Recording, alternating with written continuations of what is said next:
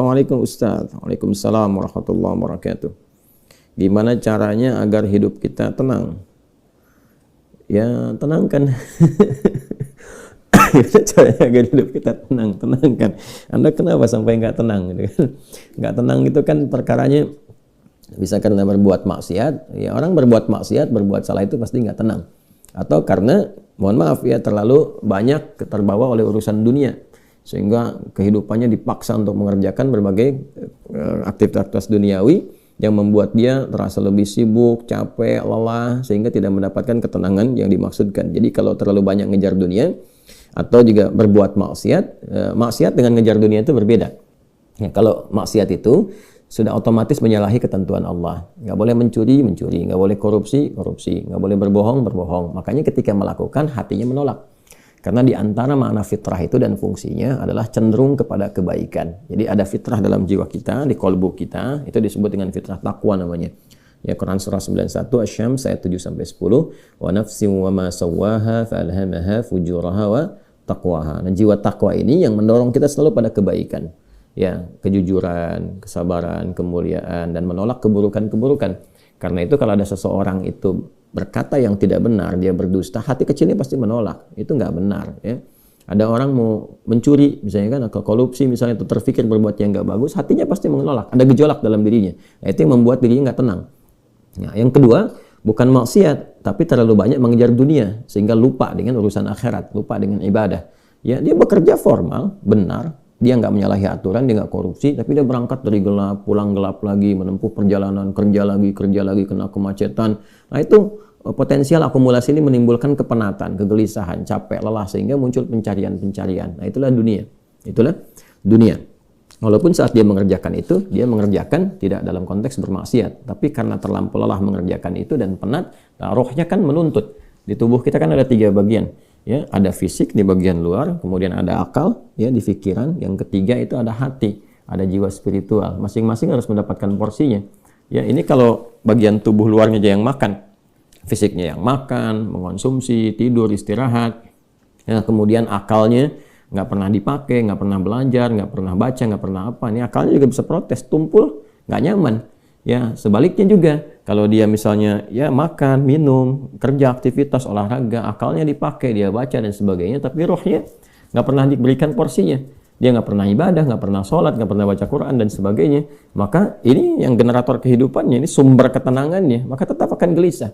Karena itu ditemukan betapa orang pintar, ya kan, kerja keras dan sebagainya, tapi ya rohnya nggak terisi, banyak yang bunuh diri. Ya, di Jepang terjadi, itu kan. Atau bahkan setidaknya ada orang-orang kaya yang sudah hebat, pinter-pinter, ya di akhir hidupnya apa yang dia kerjakan? Ya cuma datang terapi, nanam kangkung, nanam cabai gitu kan, datangnya ini untuk mencari ketenangan karena rohnya nggak terisi. Maka Islam, alhamdulillah, ya agama yang sangat komplit, memberikan pencerahan sekaligus arahan dan pedoman dalam berkehidupan. Fisiknya dituntun, pikirannya juga dimotivasi untuk terus ditingkatkan, pintar sampai ke level yang tertinggi, dan rohnya diberikan porsinya untuk menunaikan ibadah sehingga mendapatkan asupan-asupan menu bagi rohnya. Makanya di kita kan ada sholat, ada puasa, gitu kan?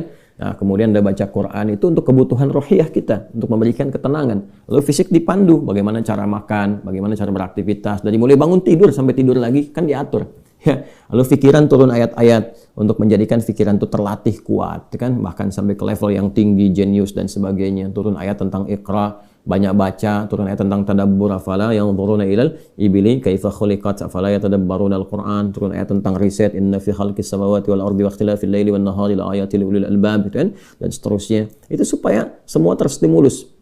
Nah, jadi kalau ingin tenang, bagaimana cara hidupnya tenang? Seimbangkan 3 bagian tadi. Jadi pikiran kita dilatih supaya kuat, ya supaya tajam dalam berpikir dan mengarahkan bagian tubuh kita untuk bertindak secara benar. Tubuh ini dilatih ya dengan berolahraga, makan yang benar. Ayat-ayatnya banyak sekali. Ya ayyuhannasu kulu mimma fil ardi halalan thayyibah. Hai orang-orang, hai manusia semuanya, hai orang-orang, hai manusia, silahkan engkau makan sesuai dengan porsi kebutuhan dari yang halal, sumber yang halal, cari yang menyehatkan. Itu di Al-Baqarah 168. Nah, kalau sudah sehat, tubuhnya sehat, dipakai aktivitas, olahraga. Kan banyak hadis-hadis tentang olahraga itu. Alimu auladakum bisibahati warnimaya, kata Nabi, ajarkan anak-anakmu olahraga berenang, atau dengan melentar, atau dengan memanah, atau dengan berkuda. Itu contoh-contoh yang real di era Nabi, yang kiranya bisa menyehatkan. Atau kita riset misalnya olahraga apa yang kira-kira menyehatkan, ya, yang senafas dengan tadi jenisnya. Jenisnya bisa berbeda setiap zamannya. Zaman Nabi nggak ditemukan misalnya olahraga futsal, basket, misalkan bola, apalagi jenis-jenis yang sekarang ada banyak atletik dan sebagainya. Tapi kan kita bisa meriset. Oh, ini renang ini apa saja nih manfaat-manfaatnya? Apa nanti olahraga sejenis yang kira-kira yang sama yang bisa dipraktekkan kekinian, atau olahraga yang berbeda tapi manfaatnya sama, melatih otot ini, menyehatkan yang ini, silahkan walaupun jenisnya nggak sama di era Nabi. Era Nabi misalnya dengan memanah, era sekarang misalnya dengan olahraga menembak gitu kan, sah-sah saja silahkan. Yang penting konsentrasinya sama walaupun dengan alat atau perangkat yang berbeda. Ya nanti kalau ingin dilatih lagi dengan panahan ya nggak ada masalah. Jangan disimpulkan begini kalau kalau panahan sunnah, kalau menembak misalnya bid'ah, nah itu sempit dalam berfikirnya. Ya, dan Nabi pun kan visioner. Di zaman Nabi mengatakan ajarkan anak-anakmu berenang. Berenang di mana? Di padang pasir. Ya kan? Kan tidak mudah mendapatkan tempat renang, ya kan? Nah, tapi kita tarik ke sekarang kan itu visi yang panjang. Kalau di riset, di berenang ini adalah olahraga yang menyehatkan otot ini, otot itu, untuk cedera, untuk saraf kejepit, untuk macam-macam misalnya. Nah, itu sesuatu yang bisa kita riset, lalu kita bisa keluarkan jenis-jenis baru yang mengambil dari manfaat itu. Itulah riset. Itulah riset. Nah, terkait dengan ketenangan ini, apa amalan pokoknya? Karena ketenangan bagian dari pikiran yang disupport oleh keadaan jiwa. Ya, intinya di kolbu. Ketenangan itu intinya di kolbu. Jadi kalau kolbunya nggak tenang, hatinya nggak nyaman, hatinya nggak tenang, itu kebawa ke pikiran.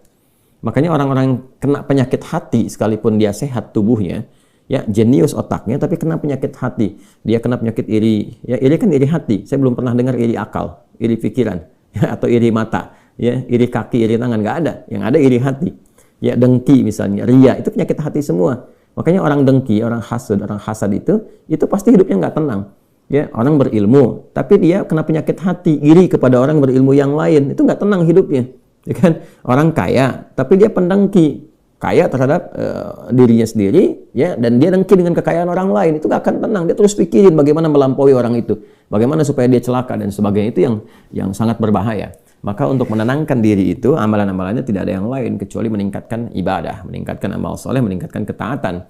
Semua jenis amal soleh itu di Quran disebut dengan zikir. Dengan apa? Zikir. Salat misalnya namanya zikir di Quran. Disebutkan dengan zikir. Quran surah ke-20 Taha di ayat ke-14. Innani anallahu la ilaha illa ana fa'budni wa aqimis salata li dzikri. Sayalah Allah, kata Allah, tidak ada Tuhan yang layak dipertuhankan dan disembah kecuali saya. Ya, kemudian kata Allah fa'budni, maka setelah engkau bertuhan kepada saya, kata Allah, sembahlah saya.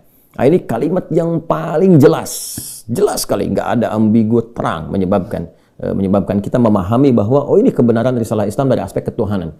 Ya, silakan kita komparasikan. Ya, saya sejauh ini saya mengkomparasikan, melihat, membandingkan, saya tidak menemukan kecuali di Islam yang di dalam kitab suci mengatakan langsung Tuhannya langsung, ya, yang berkata saya Allah, kata Allah itu kan, ya, tidak ada Tuhan selain saya. Itu tegas sekali. Ya, menyebutkan saya Allah, nggak ada Tuhan selain saya, sembah saya. Dan biasanya kalau ada kalimat atau informasi yang pede jelas disampaikan, itu menunjukkan kekuatan dan kebenaran. Kekuatan dan kebenaran karena Allah dengan sendirinya, dia kan meyakinkan, ya, kita semua dengan menegaskan sifatnya tegas, dan karena memang ketuhanan itu hanya dimiliki oleh Tuhan yang benar.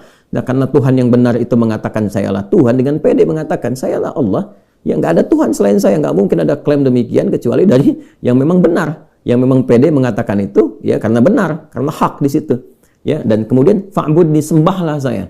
Ya, sembahlah saya. Dan kemudian dijelaskan menyembahnya bagaimana. Itulah indahnya dalam Islam. Tauhidnya diatur, ya, tentang Tuhannya. Dan kalau Anda misalnya begini, saya logikakan sederhana, ya. Orang-orang kan kalau nggak pakar, nggak punya kemampuan atau nggak sesuai dengan kualifikasi, nggak mungkin mengatakan itu kan. Ya, ada orang mengatakan misalnya saya adalah pesilat. Mana yang mau bertarung misalnya kan, atau beruji tanding dengan saya. Kalau dia bukan pesilat, nggak mungkin dia bisa mengatakan itu. Ternyata dia bukan pesilat misalnya kan, dia cuma pesilat lidah gitu kan, bukan pesilat tangguh, dan nggak mungkin dia mengatakan, pede mengatakan demikian. Ya, saya lah ahli kungfu misalnya kan, silahkan ada yang ingin tanding mengetes di kungfu. Kalau dia bukan ahli kungfu nggak mungkin mengatakan demikian. Nah, ini Allah mengatakan dengan jelas, sayalah Allah, nggak ada Tuhan selain saya, sembah saya. Nah, bisa nggak ditemukan misalnya dimanapun tuh, termasuk di kitab-kitab yang disucikan, temukan. Ada nggak Tuhan yang mengatakan sayalah Tuhan, ya kan? Disebut namanya, sembah saya. Kalimat itu temukan. Ya, di Quran jelas. Kemudian fa'budni, sembah saya, wa aqimis shalah, dan tunaikan salat. Cara menyembah saya itu dengan menunaikan salat. Dan diatur. Ini indahnya dalam Islam tuh. Ya. Kemudian ditegaskan, saya Allah, saya Tuhan. Kemudian nggak ada Tuhan selain saya, kata Allah. Kemudian sembah saya. Cara menyembahnya pun diatur. Namanya salat. Cara mengerjakannya begini. Ya, lalu diutuslah Nabi Muhammad SAW untuk mengajarkan dari awal sampai akhir, dari gerakan sampai bacaan, dari mulai hukumnya diajarkan. Ya, dari cara menghadap ke arah mana, kemudian bagaimana caranya, ya, dari mulai berwudunya bahkan sampai dengan selesainya. Ya, ini menunjukkan bahwa risalah agama ini benar. Nggak mungkin kan diada-adakan demikian. Gimana cara bisa merekayasa seperti itu terjadi? Nggak mungkin. Ya, ini dari awal sampai akhir dan nggak ada kreativitas di situ. Nggak ada kreativitas dan semua sama. Ya, orang Arab demikian, yang bukan Arab demikian. Ya, jadi nggak ada ceritanya misalnya di Arab pakai bahasa Arab, di Indonesia pakai bahasa Indonesia. Ya, di Indonesia, di Sumatera pakai bahasa Sumatera misalnya, atau di Jawa pakai bahasa Jawa. Tidak. Ya, Quran mau dimanapun pakai bahasa Arab. Salat dengan cara yang sama, menghadap ke tempat yang sama. Tapi terkait dengan pertanyaan ini, teruskan ayatnya. Wa aqimis salata lidzikri. Tunaikan salat kepadaku, kan, sebagai zikir. Jadi salat itu disebut dengan zikir. Berdoa juga zikir. Ya, doa juga zikir. Quran surah ke-7 ayat 205. Wadhkur rabbaka fi nafsika tadarruan wa khifatan wa dunal jahri minal qaul, dan berzikirlah, berdoalah maksudnya. Zikir ini doa. Ya, berdoalah, mohon dengan sepenuh jiwamu, dengan ketenangan, gitu kan, mintakan kepada Allah dengan penuh ketenangan. Dan mohon dengan kekhusyuan, mohon dengan penuh harap supaya dikabulkan. Nah, silakan cek, bukankah saat berdoa itu ada ketenangan? Anda punya masalah, alih-alih Anda curhat di media sosial, gitu kan? Nah, kemudian Anda arahkan untuk berdoa dengan cara yang benar, Anda ke kiblat, wudu, minta dengan khusyuk. Bukankah saat berdoa tenang? Ya kan? Bukankah saat sholat itu Anda lebih tenang? Ya kan? Bukankah saat Anda baca Quran lebih tenang? Nah, baca Quran itu disebut dengan zikir, karena Qurannya disebut zikir. Quran surah ke-15 ayat 9. Inna nahnu nazzalna dzikra wa inna lahu lahafidhun. Kami telah turunkan Al-Quran sebagai zikir. Nah, Anda itu kalau baca Quran kan lebih tenang. Apalagi kadang terjadi begini, sedang punya masalah, terus kita buka mushaf random, acak tuh dibuka begini, tiba-tiba ayatnya sesuai dengan masalah kita gitu. Nah, baru baca aja udah tenang keadaan jiwanya. Ya, udah menyebut nama Allah dari bismillahirrahmanirrahim, sudah tenang. Ya, Quran surah ke-8 ayat kedua, innamal mu'minuna alladzina idza dzukirallahu wajilat qulubuhum wa idza tuliyat 'alaihim ayatuhu zadatuhum imanan wa 'ala rabbihim yatawakkalun. Ciri orang beriman itu kalau disebutkan nama Allah ada getaran konfirmasi di jiwanya, dan kalau dibacakan kepada ayat-ayat Allah bertambah keimanan. Iman itu kan sumber ketenangan. Ya, makanya iman itu berasal dari kata al-aman. Ulaika lahumul amnu, kan? Ya, alladzina amanu wa lam yalbisu imanahum bidzulmin, ya ulaika lahumul amnu. Orang-orang yang beriman itu kata Al-Qur'an, dan kalau imannya benar, maka akan mendapatkan ketenangan dalam jiwanya. Nah, ini kalau dibacakan Quran ada ketenangan dalam diri kita. Kita dengar orang lain baca Quran aja udah tenang, apalagi kita baca sendiri, kan? Apalagi misalnya zikir. Ya, zikir. Pasca salat kita berzikir, kan, amalannya disebut zikir. Itu membuat kita tenang. Subhanallah, alhamdulillah, Allahumma antas salam, istighfar. Quran surah ke-4 An-Nisa ayat 103. Fa idza qadaytumus salata fadhkurullaha qiyaman wa qu'udan wa 'ala junubikum. Kalau Anda telah tuntas mengerjakan salat, maka berzikirlah. Ya, subhanallah, alhamdulillah, Allahu akbar, Allahumma antas salam. Ya, dari astagfirullah dulu awalnya, kan? Nah, itu membuat diri kita lebih tenang, lebih nyaman. Nah, itu semua amalan tadi disebut dengan zikir. Karena itu disimpulkanlah di Quran surah ke-13 Ar-Ra'du di ayat ke-28 ketika Allah berfirman, ala bi dzikrillahi tatma'innul qulub. Yakinkan pada dirimu. Ala itu harfu taukid, bukan hanya ikhbar. Huruf untuk menginformasikan sekaligus menguatkan informasi yang disampaikan. Saya tegaskannya, kata Allah, yakinkan pada dirimu dengan meningkatkan zikir kepada Allah, maka akan cenderung berdampak tenang kepada jiwa. Nah, jadi kalau Anda ingin tenang, saya ingin tenang, kita ingin tenang, gampangnya tingkatkan zikir. Zikir itu bentuknya ibadah, baik dengan ibadah fisik seperti sholat, baca Al-Quran, atau ibadah harta dengan bersedekah misalnya, ya, zakat itu kewajiban, infak itu tambahkan. Kalau ingin tenang, cobalah pagi-pagi cari orang-orang yang berhak mendapatkan itu sesuai dengan kualifikasi yang disampaikan Al-Quran dan hadis, jalan, temui, bersedekah, nggak usah banyak dipamerkan, ya, macam-macam, bersedekah, sampaikan dengan tulus. Nanti Anda akan mendengar orang itu berkata, tak, terima kasih Pak, semoga Bapak disehatkan, keluarga juga dilancarkan rezekinya, dijaga oleh Allah kemuliaannya. Oh, itu mahal sekali. Padahal yang dikeluarkan mungkin 5.000, 10.000, tapi bagi orang-orang tertentu itu sangat berharga dan melahirkan doa yang dengan doa itu mengguncang aras dan memberikan ketenangan kepada jiwa. Kan? Wallahu ta'ala a'lam bis-shawab.